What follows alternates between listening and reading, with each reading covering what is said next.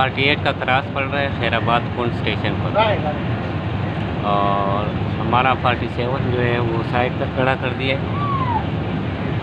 अब ये 48 आ रहा है सामने से, जो रहमान बाबा है कराची जाने वाला।